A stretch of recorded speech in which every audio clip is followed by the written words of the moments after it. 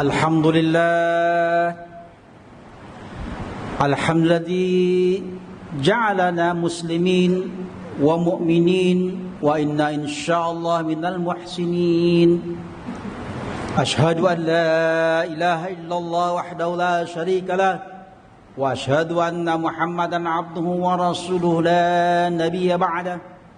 Allahumma salli wa sallim ala hadan nabil karim kama sallaita ala Ibrahim wa ala ali Ibrahim wa barik ala hadan nabil karim kama barakta ala Ibrahim wa ala ali Ibrahim fil alamin innaka Hamidum Majid.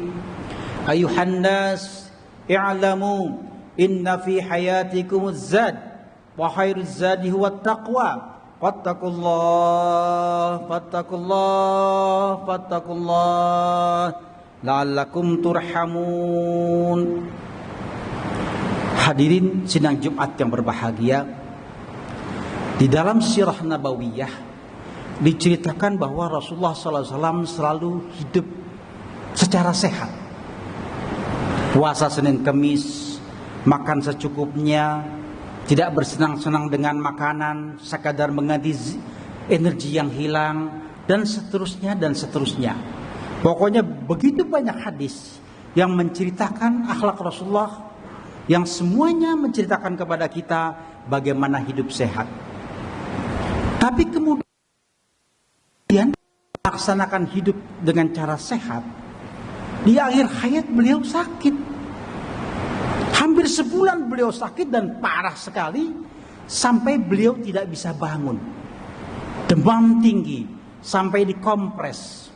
Sampai beliau meminta kepada para sahabat dan istri-istri beliau agar menyiapkan 7 air berbeda dari 7 sumur berbeda. Saking beliau ingin sembuh dari demam yang luar biasa. Pertanyaan kita adalah, kan Allah Subhanahu wa taala sayang kepada Rasulullah? Kan Rasulullah kekasih Allah, yang paling beriman, orang yang selalu istighfar. Kenapa bisa sakit juga menjelang hati? Ternyata jawabannya adalah disitulah letak keadilan Allah Subhanahu wa taala. Allah sudah berjanji bahwa para nabi, khususnya Rasulullah Muhammad SAW, pasti masuk surga. Karena seluruh misi yang mereka bawa di muka bumi ini, yaitu misi kenabian, misi kemanusiaan, dan misi kebaikan. Masuk surga. Tapi kalau masuk surga tanpa dihisab, maka tidak berlangsung apa yang disebut sebagai pengadilan Allah Subhanahu wa taala. Tidak tampak keadilan Allah Subhanahu wa taala kepada umat manusia semuanya. Karena itu, untuk menjawab pertanyaan manusia kenapa para nabi punya privilege yang luar biasa masuk surga tidak dihisab, Allah katakan semua juga sakit. Semua juga telah dihukum. Hukum dalam pengertian mendapatkan cobaan. Hukuman dalam bentuk sakit, cobaan dan sebagainya, itulah yang menjadi kafarat bagi para nabi kenapa mereka masuk surga tanpa dihisab. Itulah sebabnya hadirin sidang Jumat yang berbahagia, Rasulullah bersabda dalam banyak sekali hadis bahwa kalau kita sakit sebetulnya itu kafarat, itu bentuk kasih sayang Allah Subhanahu wa taala kepada kita, orang yang beriman. Karena dengan penyakit kita Allah hapuskan dosa-dosa kita. Kafarat itu artinya menutup, to cover dalam bahasa Inggris. Jadi kalau kita sakit, berbahagialah. Kenapa? Itu pencuci dosa kita. Bahkan Rasulullah katakan kalau kita terkena duri, selagi duri masih ada, proses pencucian dosa berlangsung. Begitu dicabut, insya Allah itulah saatnya dosa kita diampuni. Tentu saja dosa-dosa kecil yang kita tidak sengaja melakukannya. Bagaimana dengan dosa besar? Musyrik, membunuh, dan berzina. Ini disampaikan oleh Allah Subhanahu wa taala dalam surat Al-Furqan ayat 68. Kata Allah Subhanahu wa taala, untuk ketiga ini memang dosa berat. Allah ampuni semua. Kalau kata Allah Subhanahu wa taala di dalam surat Al-Furqan ayat 70, a'udzubillahi minasyaitonir rajim, illa man taba, siapa yang bertobat, wa amana, kembali beriman, wa amila sholihan, dan berbuat soleh, Kata Allah Subhanahu wa taala, ini janji Allah Subhanahu wa taala, ulaika yubaddilullahu sayyi'atihim hasanat. Allah akan mengganti semua perbuatan dosanya dengan kebaikan dan kebaikan. Wa kana Allahu ghafurun rahim. Allah itu Maha Pengampun dan Maha Penyayang. Hadirin sidang Jumat yang berbahagia, kalau kita kena COVID-19 di musim pandemi seperti ini, bersyukurlah. Minimal dalam hidup kita ini kita pernah merasakan COVID-19. Saya juga kena COVID-19 20 hari di karantina, tidak bisa mencium. Dalam hidup saya alhamdulillah tidak pernah mencium, tidak bisa merasakan apa-apa. Demam 3 hari luar biasa, nikmat.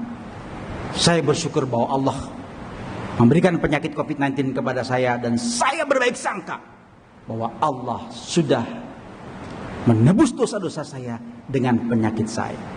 Bagaimana dengan yang tidak sakit karena COVID-19? Bersyukur juga kita tidak kena COVID-19. Dengan kata lain, adanya COVID-19 membuat kita sholat seperti ini. Mari kita syukuri, jangan berburuk sangka kepada Allah Subhanahu wa taala. Allah punya cara untuk menebus dosa-dosa kita. Aqulu qouli hadza wa astaghfirullah li wa lakum.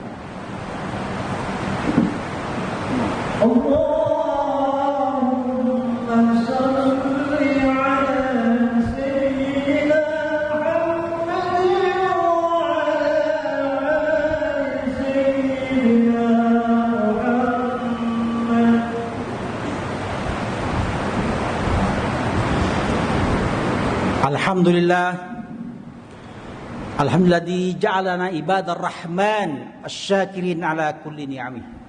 Asyhadu an la ilaha illallah wa asyhadu anna Muhammadan abduhu wa rasuluh. Allahumma shalli wa sallim ala hadan nabil karim kama shallaita ala Ibrahim wa ala ali Ibrahim. Wa barik ala hadan nabil karim kama barakta ala Ibrahim wa ala ali Ibrahim fil alamin innaka Hamidum Majid. Ayuhan nas ittaqullah. Ittaqullah haqqut tuqatih wa la tamutunna illa wa antum muslimun. Wa'lamu anna Allah amarakum bi amrin bada fi binafsihi wa tanna bi malaikati bi kutsihi wa thalatha bikum ayyuhal mu'minun haitsu qala innallaha wa malaikatahu yusalluna 'alan nabi ya ayyuhalladzina amanu sallu 'alaihi wa sallimu taslima. Allahumma ighfirlil mu'minina wal mu'minat wal muslimina wal muslimat al ahya'i minhum wal amwat. Allahumma izzal islam wal muslimin wa ahdikil kafarata wal musyrikin a'daka a'da'ad-din. Allahumma ansur fi biladina hada Indonesia ya Allah imaman adilan wa biladil muslimina 'amma innaka ala kulli syai'in qadir. Rabbana hab lana min azwajina wa dhurriyyatina qurrata a'yun waj'alna ya Allah lil muttaqina imama. Rabbana atina fid dunya hasanah wa fil akhirati hasanah wa qina adzabannar. Ibadallah, innallaha ya'murukum bil adli wal ihsan wa ita'i dzil qurba wa yanha 'anil fahsya'i wal munkari wal baghi ya'idukum la'allakum tadhakkarun wa la dzikrullahi akbar.